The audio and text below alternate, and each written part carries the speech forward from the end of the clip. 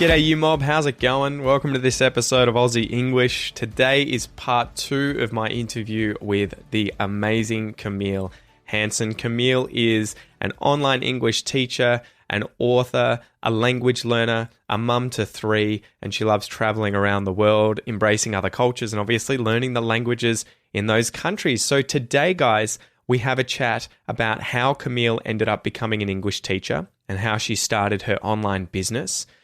We talk about how she's a husband and wife team. So her husband works close with her as an entrepreneur online too. We talk about how they grew their business online, having realistic expectations around how long it takes to, quote, make it. We talk about the importance of finding your niche and whether or not you should be worried if there's a lot of competition in your niche in online business. We talk about Instagram, TikTok, and YouTube and how to grow your audience on these different platforms. You know, it requires sort of different plans of attack. Some of these things aren't all the same, right? And then lastly, we talk about how to develop your content and find what will work for you on these different platforms. So guys, without any further ado, I give you Camille Hanson, slap the bird, and let's get into it.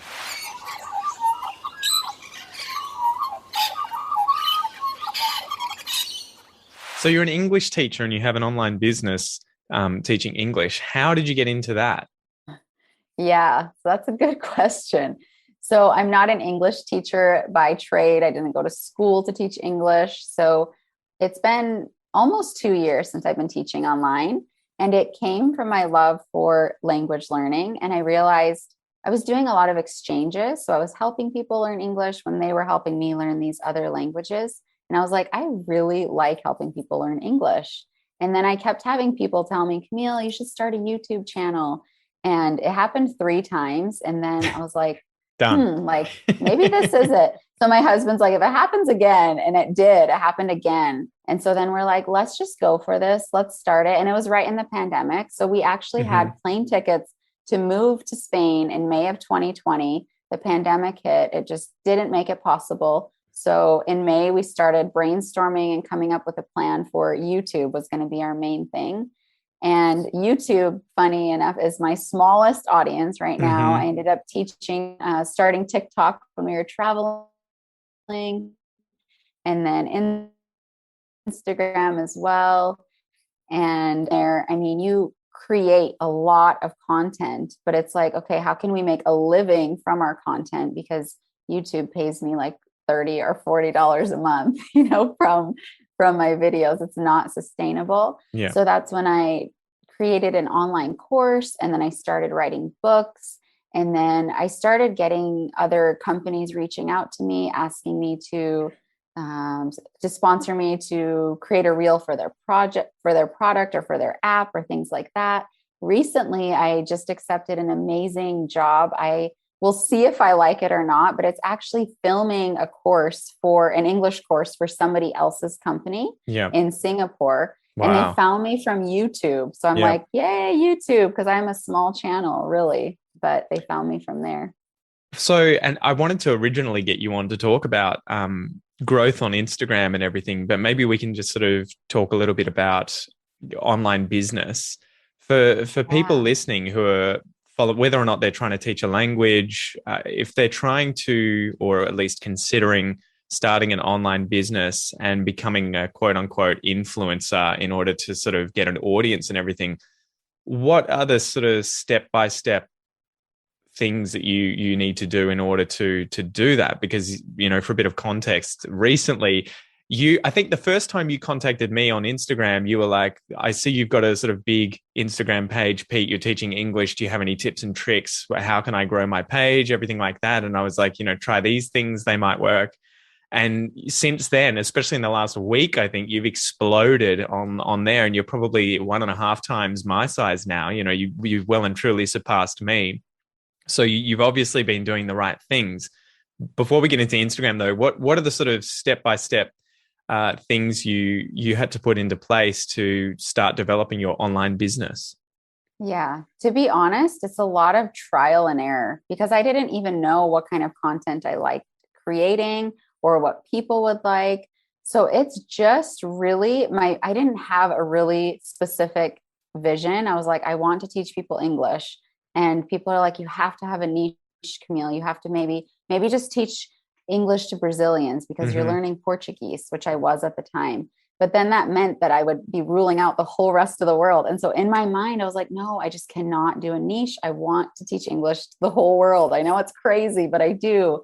And so I just kept creating content, kept trying things. But you do have to know that you put in a lot of energy and a lot of time. So I think if you're going to start an online business, I hope it's a passion for you, the thing that you like doing, because it takes up a lot of your time. So for me, it is a passion. It's always been a passion project. And so that I've been able to monetize and grow from it is just incredible, really. But so, yeah, a lot of work. And then, of course, if you're a content creator like me and you, I don't know how to edit YouTube videos and things like that. My husband is a huge part of my team. So he edits, and a Brazilian friend in Spain edits my videos.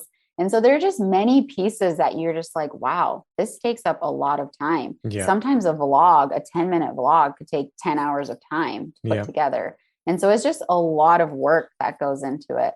And then, I mean, I was like, I'm going to have 100,000 in the first year on YouTube. And I'm like, coming up July 1st will be 2 years. And I just got 7,000 today, I think, on YouTube. So it's like, you just like, sometimes I just had huge like vision, and then it can be disappointing because you're putting in the work and you're putting in the work and you're not seeing growth. Yeah. So that's why I say you have to love it. Because I still, even though I wasn't seeing crazy numbers or growth, I was loving it. And I know that I was impacting a small amount of people because I would always get positive feedback. My students, I was getting students as well that I was able to teach one-on-one. And the feedback was always like, I love your teaching style. You're helping me. And so I was like, okay, when you feel discouraged and you get good feedback, it motivates you. It motivates you to keep going. And so putting things in place, I mean, I think it's going to be hard in the beginning. Like we had also a mindset of, okay, we're going to do this for 5 years. And then if it goes nowhere, if we get nowhere, then maybe we can consider throwing in the towel because, battery exhausted on my end on the camera. It's all good. It's all good. Keep going because I'll use the Zoom video. Okay, perfect. So I'm talking too much. No, keep going. It's fine. I love it. Okay. So we said 5 years, we're going to give it 5 years. And so we're almost at 2, and we've seen, like, especially like you said, I don't know how or what happened, but in the past, I think it was about 6 weeks ago, I started getting 100 people a day on Instagram. And for me, that was a lot. And I was like, I think maybe I'm in the Instagram algorithm, but then it just kept getting more and more. And now it's like 5,000 a day. 5,000 people a day. Yeah. And I can't even I can go back on my Instagram 20 minutes and that's all the notifications I can see from 20 minutes ago. It just exploded. And I am like, I never could have imagined it. Like, this is like a dream for a content creator to have your content go viral. I think it's kind of like compound interest though, right? Like, so you've been, you spent the last 2 years, as you said, working hard to kind of work out what content you enjoy first and foremost, but then also is helping other people and is going to hopefully feed into the algorithm. And it's like throwing mud at a wall and seeing what sticks. And then eventually it sounds like, we were chatting and you were just like, I don't know what's just happened, but the algorithm just picked up my stuff and is showing it to way more people now. And so I think it is one of those stories that's really interesting of, you can't have that expectation going into online business. Like, there's especially the influencer kind of role, whatever niche you're in, and expect to overnight have this happen. It's taken you, as you said, 2 years, of hard work and grinding.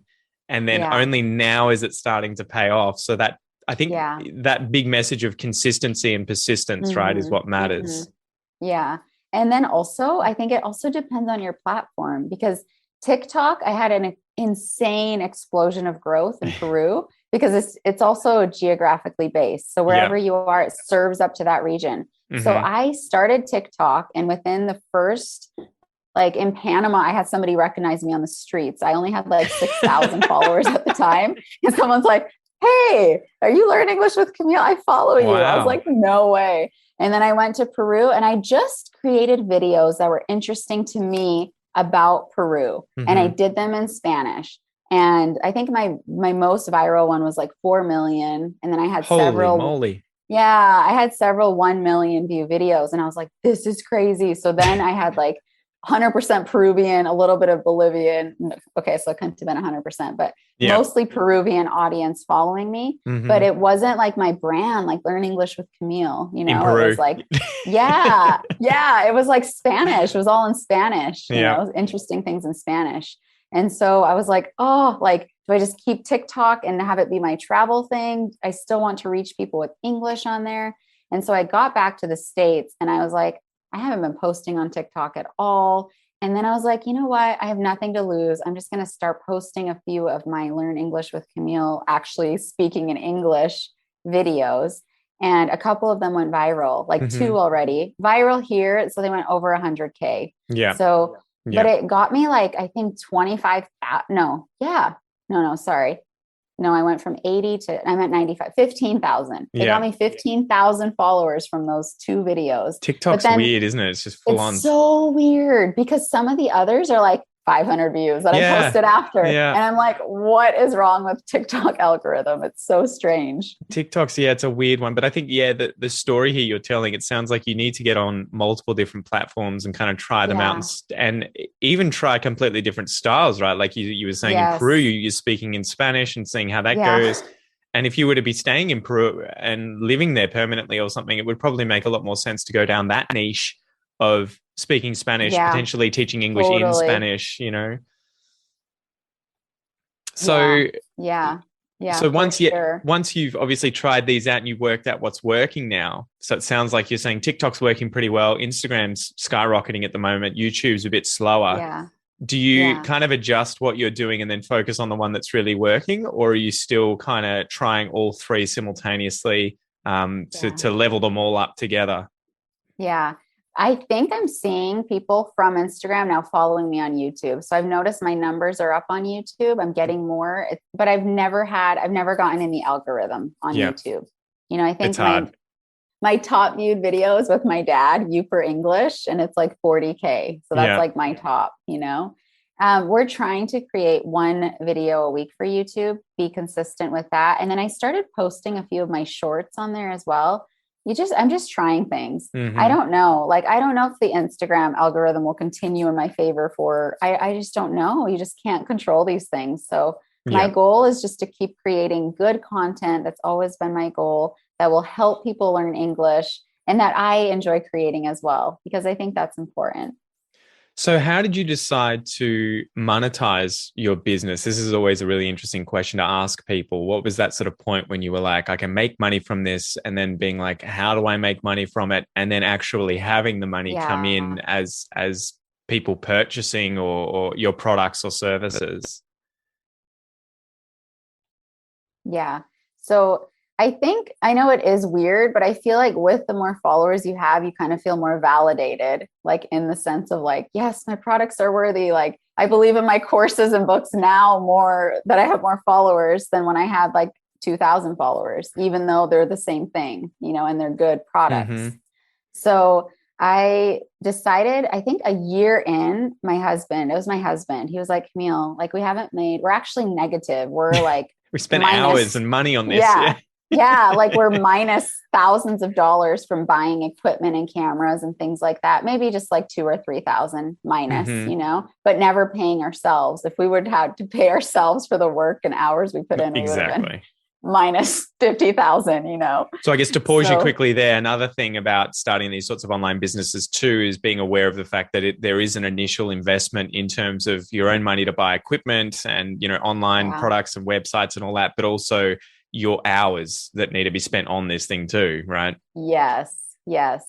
So about a year in, he was like, I think we just need to start now, Camille. You've been at this for a year, and I think we just need to create products now and like start having things that people can purchase and buy.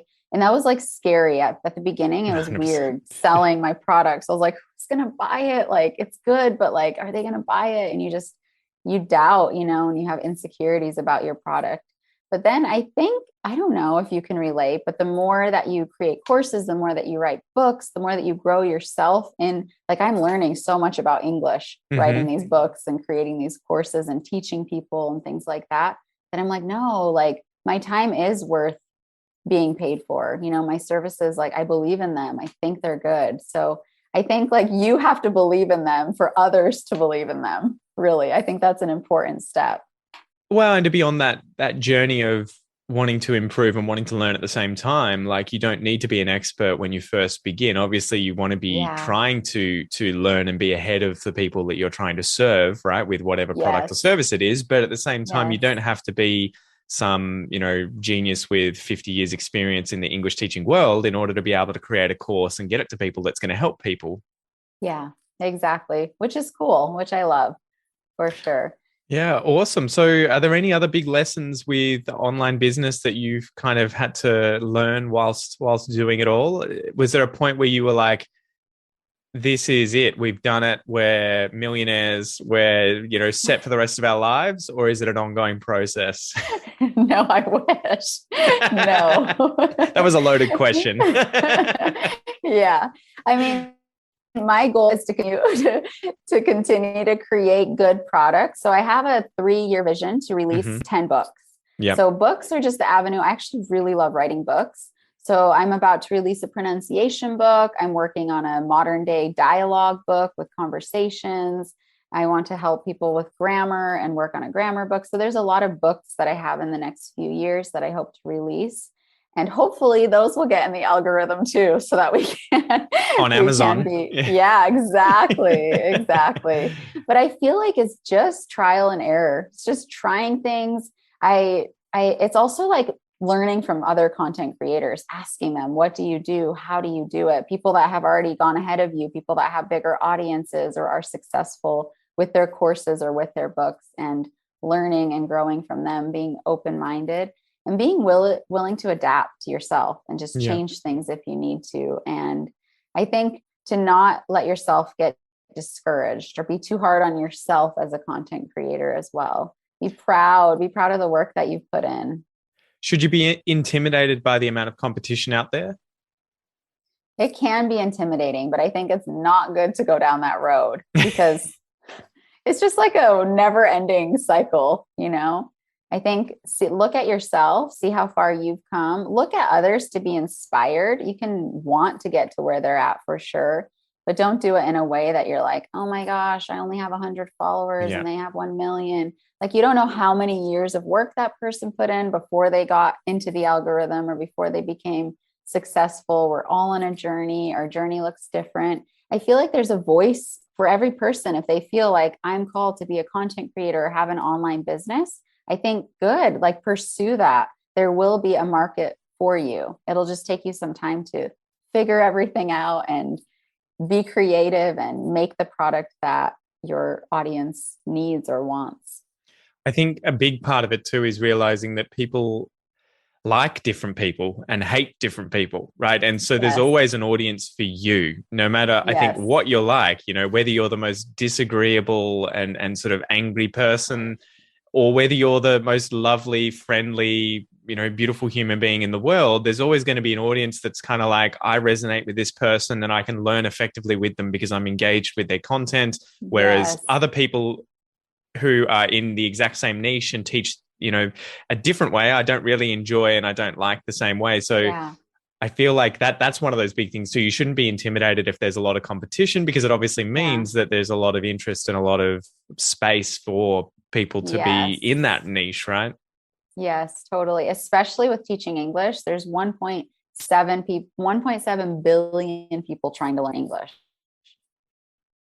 Like, that is insane. When I heard that number, I was like, okay, there's got to be some people that like my style of teaching out of the 1.7 billion, Well, and how many do you need, right? You probably, I think there's a few of those sorts of books, that are like 1,000 True Fans or My Tribe and everything. And the basic message is you only really need 1,000 people who purchase something from you. And if they were to purchase a $50 product, that's $50,000 a year. And if you Yeah. selling 1,000 products, that's what, like, 100 a month or something, 3 a day. You can sort of Yeah. work towards that and the numbers become less Yes. intimidating and it does turn into a Yes. full-time job potentially. Exactly. Which I love. Yeah. So what's on in the future? You were saying you're writing some more books. You're planning to do that. Are there any other big things coming up for Camille and Learn English with Camille? I think just a lot of content creation. So I realized that people really like seeing real life conversations. Yeah. So today, me and my husband went out and filmed, checking into a hotel, buying ice cream, ordering at a restaurant, pumping gas. What was it? There was five. There were five. So a lot of creative videos like that. And then I really enjoy collaborations with other content creators like yourself. So I hope to keep doing collaborations. And I'm also really passionate about live interviews like this because I'm curious by nature. And so you can expect on my Instagram live interviews with different teachers or interesting people as well. I was going to ask you, I saw one of your reels went viral on Instagram, and I think it was where you were ordering coffee. So it had Yes. 400,000 views, which Yeah. is astonishing. But I was going to ask, how do you line those things up? Because you are effectively in a coffee shop and there's obviously two camera angles. There's an angle on you, there's an angle on the Yeah. person working there. And she looks like she is actually working there. It's not like you're Yeah. fully acting it out, right? That's the person who No, works they're at legit. Like the Yeah. people we go to, they're legit workers. They're the people working there. So how do you line that up? Because I've always thought it would be so cool to do the same thing, but I'm just horrified of walking up to someone I don't know and asking them to effectively act in a video for me on YouTube. Yeah. How do you do that? How do you overcome that? So I just tell them, I'm like, hey, I'm a content creator.